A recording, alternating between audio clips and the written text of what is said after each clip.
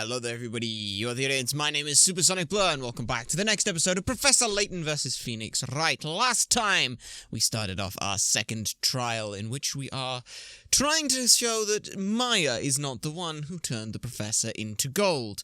We have our four witnesses, one of them being Luke Triton, who believes that they have seen something, and now, well, we're on to our second case,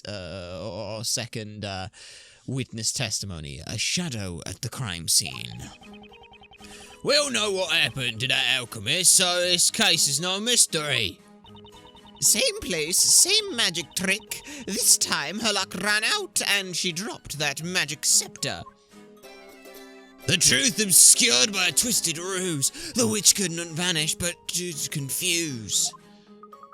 It happened because the professor unraveled the mystery behind all these witches. What? The same magic trick was used? They are referring to an incident from 3 months ago. Much like this incident, a man lost his life to witchcraft in that very room. It was the master of that residence, Sir Newton Belduke, the alchemist. He suffered death by strangulation. Finger marks were left on his neck. He had locked himself in his study, and the key was still in his pocket. In other words, no one could have entered that room. The perpetrator disappeared from a locked room, just like in this case. A large amount of powdered medicine was spilled all over the floor. Powdered medicine? Sir Belduke was an alchemist. He possessed various medicinal concoctions.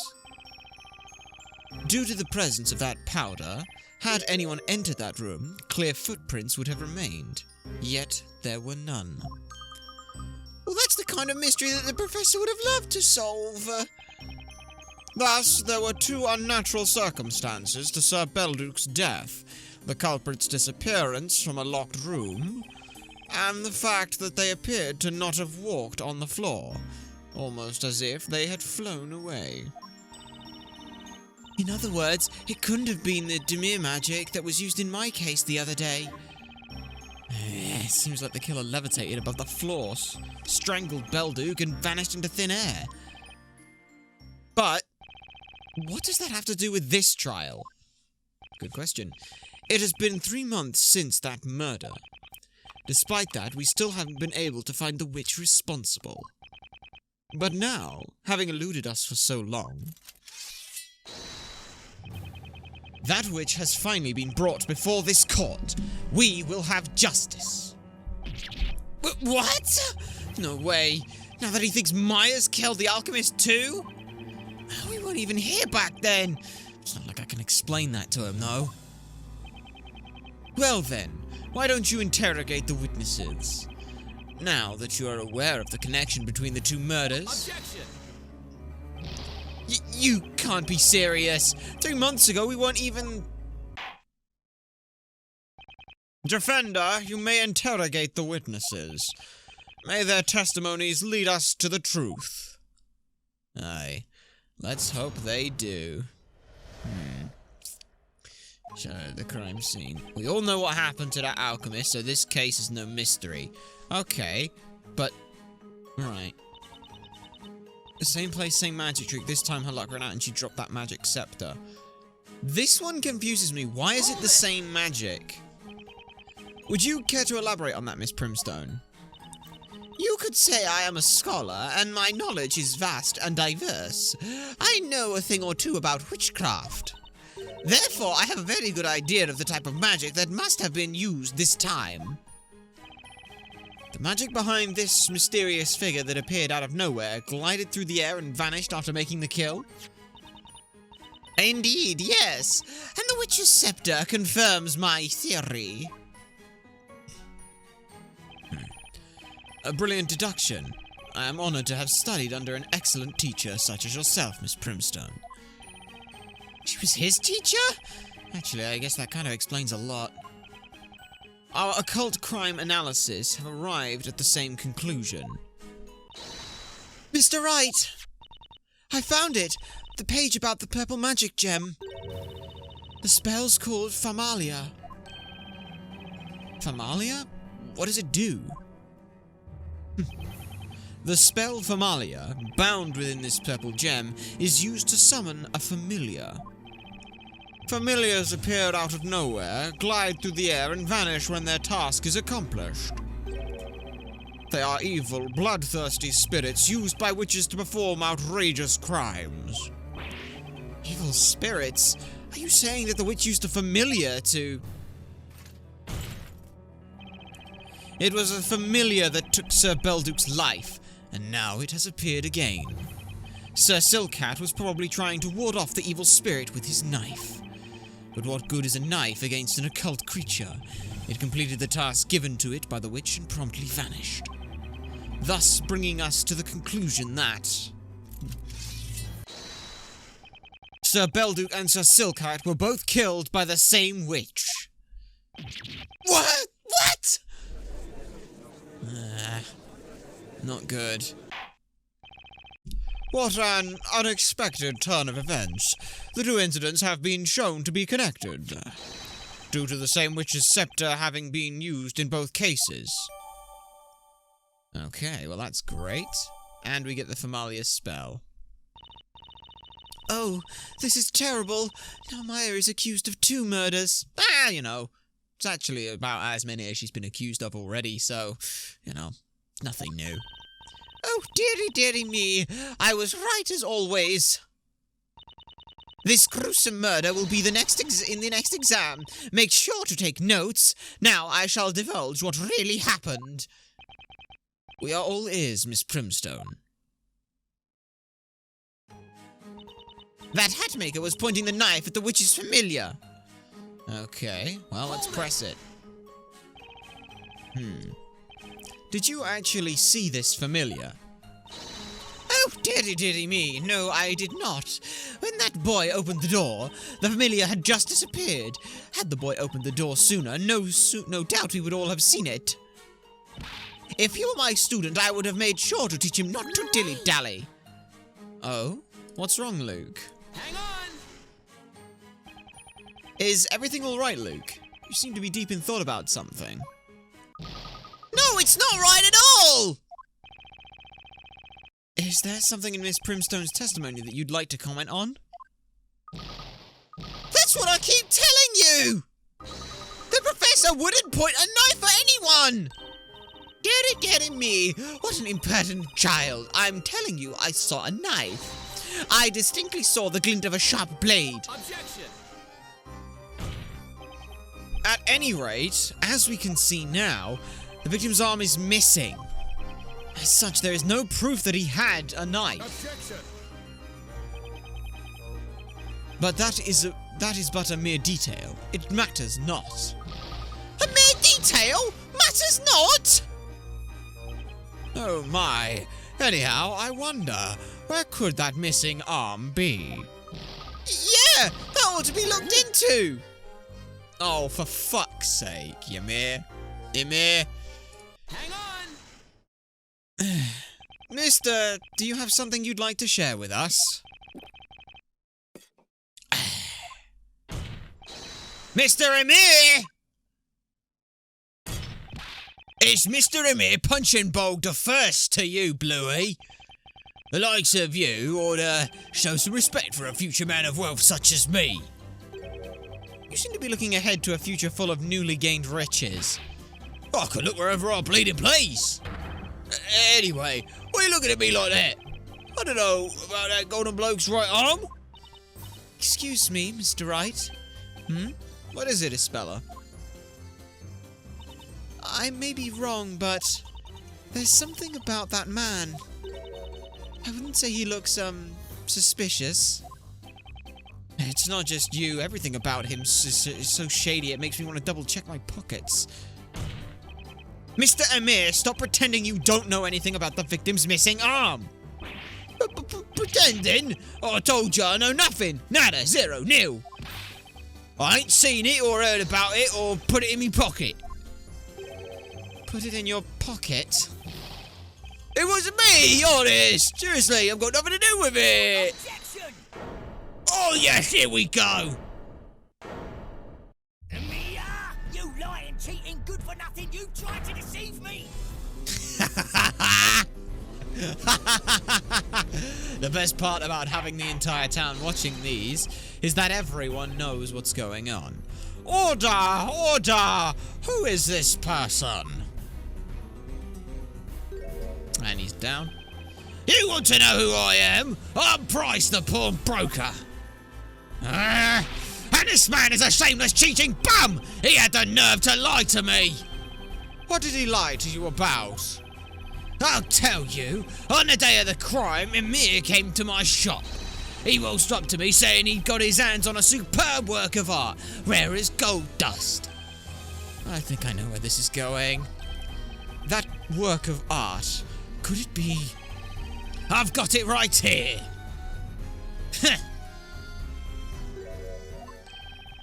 Just like I thought. That's... Oh my! Professor! It's the Professor's arm! Yes, it is. It's pure gold, exquisitely crafted. It was entitled, Towards Tomorrow, or something like that. I'd never seen a piece of gold so fine before. And so, suspecting nothing, I paid a rascal a rather handsome sum. Who would have thought? And what am I hearing now? That it was a human arm, no less? You, sir, are a monster! You're as bad as a witch's familiar yourself! I didn't know it was his arm, I swear! When I saw it, it was already like that! What do you mean? I was lost at the scene and it caught me eye right away. A golden arm pointing up at the ceiling. Such optimism and authority. I thought, it looks like it's showing me the way to a better, brighter, richer tomorrow. To me, it was a work of art, a precious one at that. And then it found its way into your pocket and you pawned it. You mounted it on a crude stand, gave it a tawdry title, and passed it off as some kind of sculpture. Don't try and look away from the truth now. Oh, darn it, I can look wherever I don't please. Heh. I look away from the facts and towards the future, always on the bright side. Yeesh. That's a mere Punch and Bogue's motto. Oh, God. You'd make an excellent politician, Emir.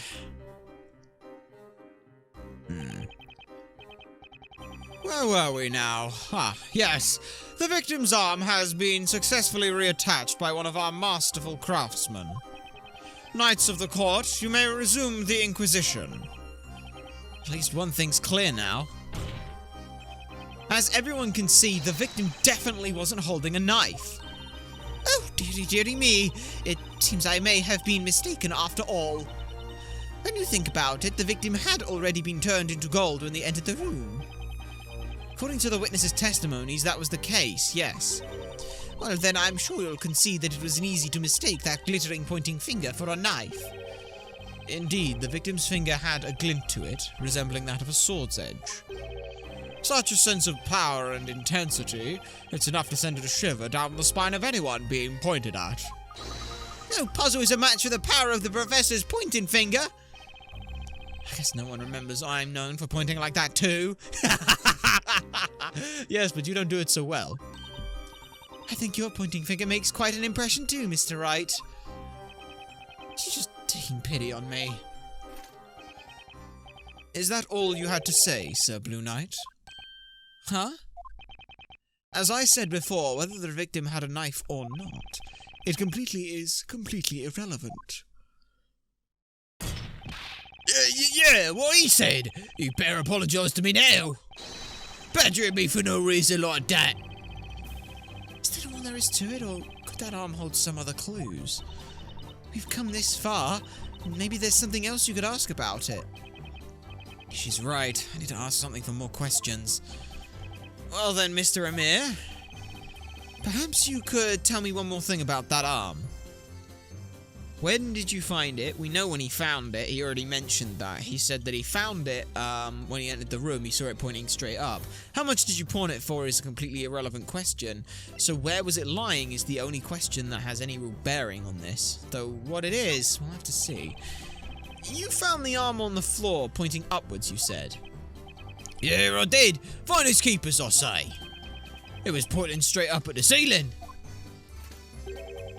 The arm somehow happened to fall down in such a way that it landed upright.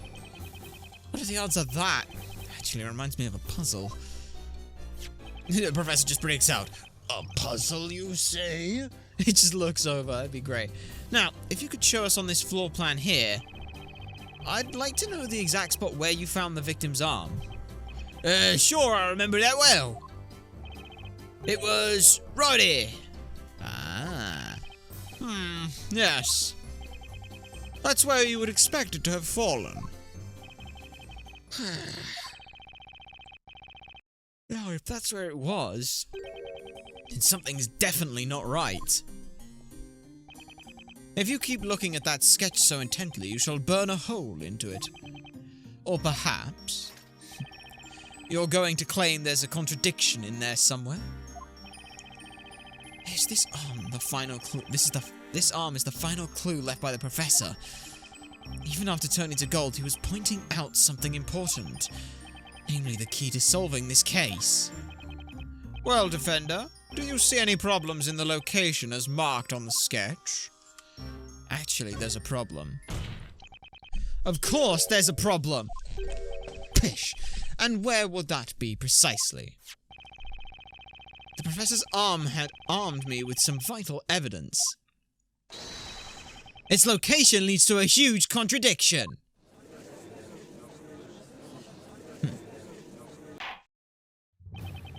In that case, why don't you enlighten us and show us this so-called contradiction?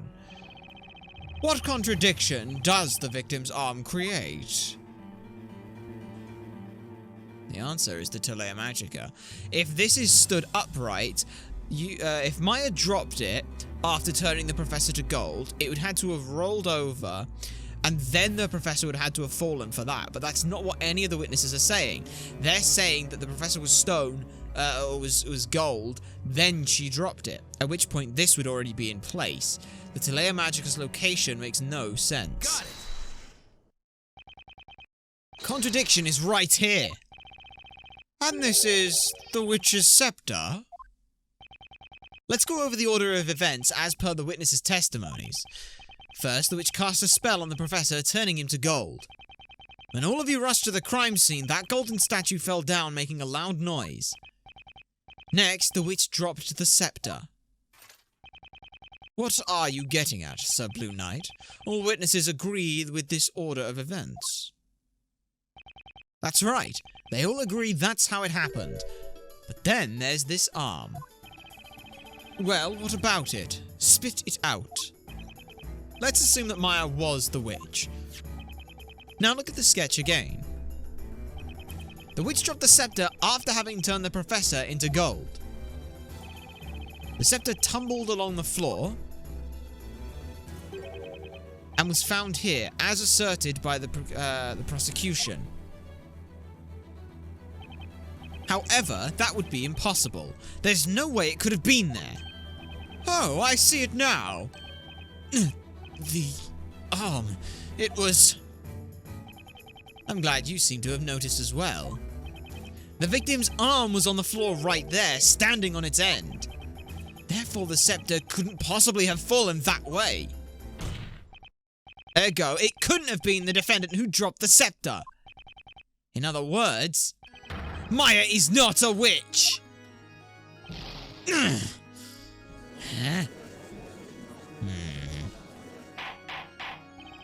Order! Order! How can this be? The Inquisition's reasoning has been proven invalid through just a single piece of unusual evidence. Call it Layton's magical touch. The professor sacrificed his arm to leave us this evidence needed to turn this thing around. Phoenix, that wasn't intentional, you know. That was amazing, Mr. Wright. Professor... Objection! Oh, don't tell me. An admirable deduction, Sir Blue Knight. That I cannot deny. Even if we were to assume your reasoning is correct and that girl in the cage is not a witch. Even if? In the many trials I have attended, I have become very well versed in certain aspects of magic.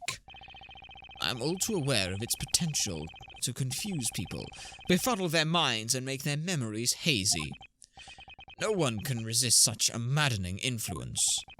What are you trying to say, Inquisitor? The scepter could not have tumbled across the floor if the arm were in its way. However, can we be sure that this is where the arm was? Are all of the witnesses able to confirm its location at the time? Objection! We've heard what they had to say several times now. They all agreed that the scepter fell after the victim fell over. Objection! And yet, no one actually saw the scepter being dropped. Witnesses, think back to that incident once more. Did the golden statue fall over first, or did the staff fall before it? Think carefully about what you have seen and heard. Everything hinges on your testimonies. Barnum, if you're going to question the witnesses' integrity based on the fact that they've witnessed magic, you shouldn't have witnesses in a witch trial! That doesn't make sense! We use evidence of witnesses to confirm that a witch has been seen, but witnessing magic causes their memories to be hazy and befuddled. What's the fucking point, you moron? You've just undermined every witch trial that ever happened. May your words guide us to the truth and decide the fate of this caged witch.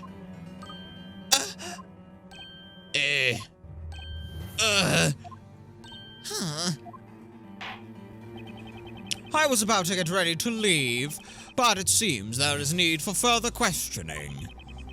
Testify once more, witnesses. Tell us of the golden statue and the Telea Magica. Oh, boy. Golden statue and the scepter. I was only focusing on the professor, so I don't remember much else. I dunno, I got there last. Aside from that was glinting and glittering away, I couldn't see much else. Bewitched by love or beloved by a witch, this poor cove knows not which is which. Dearie me, I remember. How obvious it seems now. The staff was dropped before the statue fell over. Miss Primstone, don't. Just don't. Whoa, wait a minute. What you all said just now is totally different from your previous testimonies. Sir Blue Knight, you are starting to now notice, aren't you? That is the way of magic. Such is the effect that black arts tend to have upon those who witness it. The witnesses are not lying, but simply having trouble remembering the truth. What a convenient excuse. Confronted with magic, their brains turn to mush, huh? Ever since our ancestors drank from the fountains of wisdom and obtained the capacity for reason, witchcraft has been the only thing to remain incomprehensible, even to the most intelligent of us. Nevertheless, the onus is on us to stand against magic and pass judgment on these witches. And so, here we are, doing battle with the weapons of the wise, words. With words, we shall pass judgment upon this supposed witch. Defender, you may begin your interrogation and help us arrive at the truth. Right. This is not helpful. Not helpful at all. Yeah. Luke's statement, I was only focusing on the professor, so I don't remember much else. Hold this! Press this then, see what happens. Luke, you said before that you heard the scepter fall to the floor, and that was after the professor fell over. I thought so. I mean, I thought so before, but now, the more I think about it, the less certain I am I actually heard it. How could I have been paying attention to anything else when the professor was... when he was... my memories of everything else are fuzzy too. I guess Luke was too shocked to take his surroundings and notice anything else. I doubt I'll get any more information out of him for now. I'm sorry, Luke. I understand how hard this is for you. Let's move on to the next witness. Well, I don't know. I got there last sides of that thing that was glitting and glistering away. Yeah, not really much help, was it? So you're not helpful. Bewitched by love or beloved by a witch, this poor cove knows not which is which. That's a very nice rhyme. Would you mind translating your song into plain speech? I shall simplify it once more, just for you, esteemed knight of the court. First of all, let's talk about love. It's a pretty neat slant rhyme for cove. A cove is slang for chap, you see. Huh? What? Who's listening into this? Who's listening? Emir is listening. I don't think that's helpful. Yeah, okay. Then we have the word witch in its homophone, witch. Right. Next, we have the delightful consonants of beloved and bewitched. It is ultimately a song about confusion. I'm confused. To be honest, there's nothing more to it. It is merely an artistic expression of my feelings. So, it's got nothing to do with this case, does it? I am a well of melodious music and poetic musician, words of poetic music. That is my only claim. Ah! How dare me! Luke? Hang on! Luke, would you like to say something? Oh, sorry, I guess I spaced out. Oh, no. Yes, I remember now this case. I guess I spaced out a bit. What is it, Mr. Wright? You seem to be thinking pretty hard about something during Mr. Birdley's, Mr. Birdley's song, testimony just now. Is there something you would like to share with us?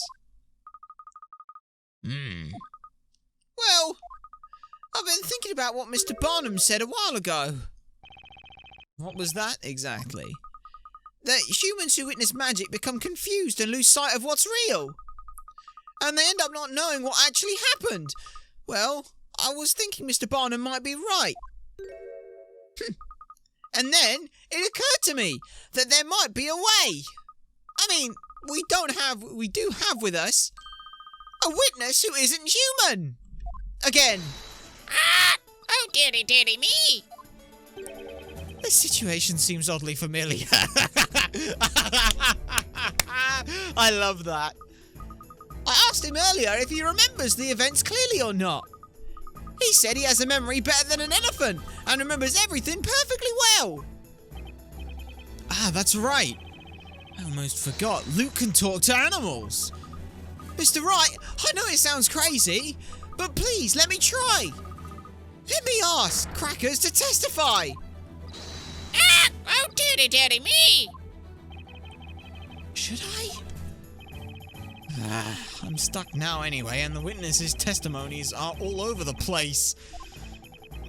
A new testimony would be a wild card, but it might just be the thing that turns this trial on its head. But it's a crazy idea, all right. If I make a mistake now, it'll put me in a tight spot. Defender, are you still with us? This is not the time nor place for daydreaming. What do you intend to do? It looks as though you've exhausted all means of a counterattack, Sir Blue Knight. Sir Knight in Blue. Is it not time to drop your sword? If you have no further questions for the witnesses, Defender, I will consider your interrogation finished. What will it be then? Are we finished here?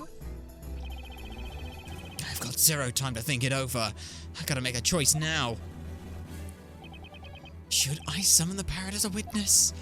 Let's hear Cracker's testimony. Your Honor, the defense would like to summon a new witness. A new witness, you say? Who do you have in mind? It's a witness you all know, by the name of Mr. Cracker. Mr. Cracker? I know of no man by that name. Mr. Cracker! The defense summon its new witness, Mr. Cracker the Parrot! A parrot as a witness?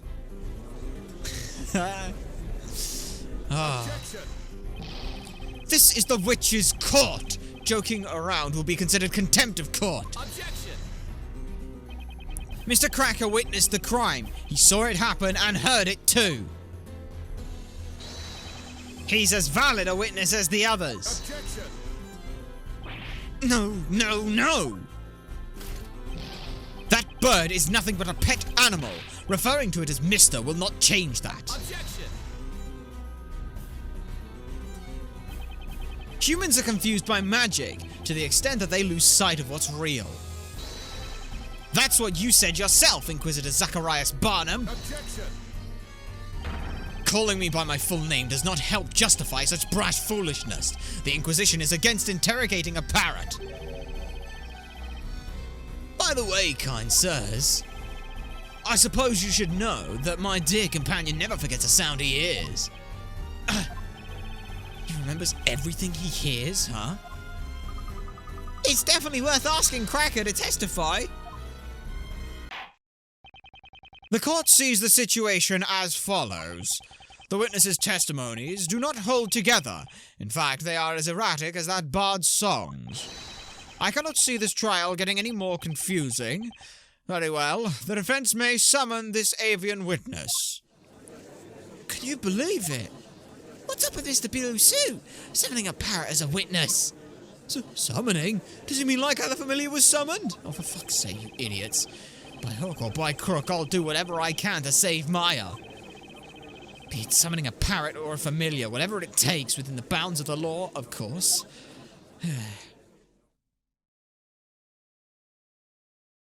Well. Alright, witness. State your name and Not so fast. I hardly even know where to begin, but... First of all, what's the matter with that boy looking so pleased with himself? He looks like the cat that got the cream. Oh, that'd be me, wouldn't it? Well, don't mind me. Just think of me as a perch for Cracker, that's all. And just what is the purpose of questioning a bird? A parrot may be able to repeat what others say, but it cannot talk on its own. Objection! Objection! That's precisely because Cracker doesn't talk in his own words that he's certain to tell us the truth. What? Cracker remembers every sound he hears, even just the ones, with absolute perfection. So let's have him testify exactly what he heard. And if Cracker can repeat every sound, I'd say that should be a valuable testimony. I cannot believe this is happening.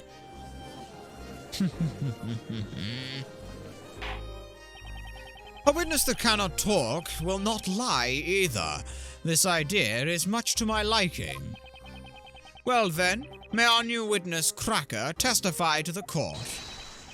We wish to know exactly what you heard from the beginning of this incident.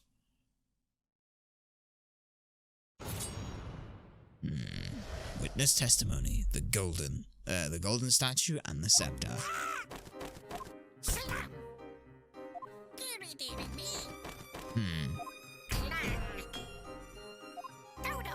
Objection! Ooh. What's this now? Why, those are the sounds of the incident! Exactly as Cracker heard them! Ludicrous! Evidently this is nothing but a farce after all. What do you mean, Inquisitor Barnum? I must admit I found the parrot's testimony quite impressive. There's a big problem.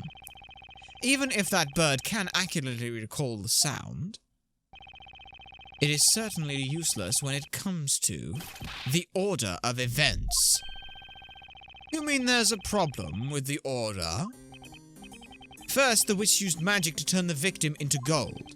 Then the witnesses arrived. It is reasonable to assume that they cried out in terror when they did so. And yet, this testimony does not accurately convey such an order of events. It starts with a sudden scream. followed by the door abruptly opening. And then a witness crying out. Next, we hear the victim having turned to gold, falling down. So far, so reasonable. But the real issue is as follows. The parrot seems to think the witch cast her spell after the witness is entered. Such a suggestion is inconceivable.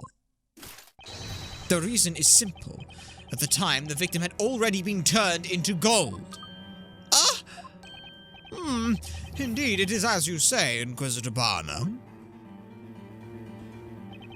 The parrot's capacity for imitation is excellent. I will concede that his testimony does have some entertainment value. However, this animal's testimony cannot be allowed to stand as proof in this honorable court of law. It's not great. Don't write Cracker off just like that! Do you now see how foolish you were to summon this parrot as a witness? Not good, Phoenix. Not good. Not at all. Should I really go through with this cross-examination when it feels like everyone in this court is against me? Well, I think we should, yes. The defense wishes to cross-examine the witness. What? Are you serious? Did you not hear what I said? Are you choosing to ignore my words? A witness that cannot talk cannot lie either.